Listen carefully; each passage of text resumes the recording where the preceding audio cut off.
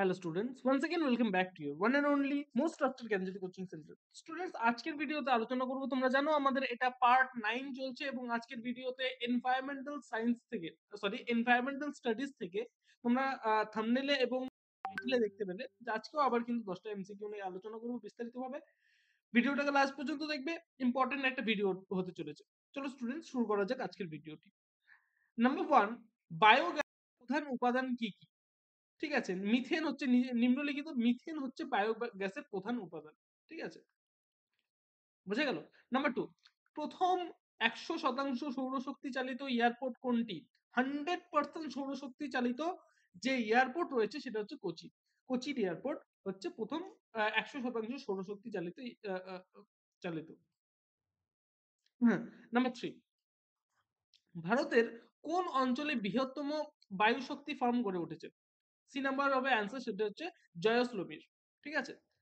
Number 4, শক্তি উৎপাদনের কোন উৎসটি প্রযুক্তিগত উন্নয়নের ফলে অধিক উন্নত হয়েছে? এ নাম্বার হবে অ্যান্সার, সেটা হচ্ছে বায়ু শক্তি। নাম্বার 5, পৃথিবীতে জলসম্পদের প্রধান উৎস কি কি? উপরের সবকটি। ডি নাম্বার হবে অ্যান্সার, সেটা হচ্ছে ভৌমজল, ভূপৃষ্ঠের মিষ্টি জল, ঠিক আছে, সমুদ্র জল, এই সমস্ত কিছুই কিন্তু জলসম্পদের প্রধান উৎস পৃথিবীতে। ঠিক আছে, ওকে। নাম্বার 6, পৃথিবীতে প্রাপ্ত মোট জলের কত ভাগ মহাসাগরীয় জল?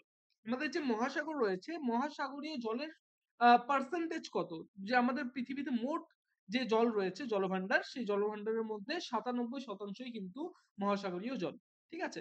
নাম্বার 7, পৃথিবীতে প্রাপ্ত ভূপৃষ্ঠ স্বাদু জলের পরিমাণ কত? 0.6%। ঠিক আছে, বি নাম্বার হবে অ্যান্সার। নাম্বার 8, নিম্নোক্ত কোন মহাদেশে প্রতি একক এলাকায় সর্বাধিক বৃষ্টিপাত হয়? ডি নাম্বার হবে অ্যান্সার, সেটা হচ্ছে দক্ষিণ আমেরিকা। ঠিক আছে। নাম্বার 9, নিম্নোক্ত কোনটি দাক্ষিণাত্য মালভূমি নদী নয়? মানে কৃষ্ণা নদী দাক্ষিণাত্য মালভূমি নদী।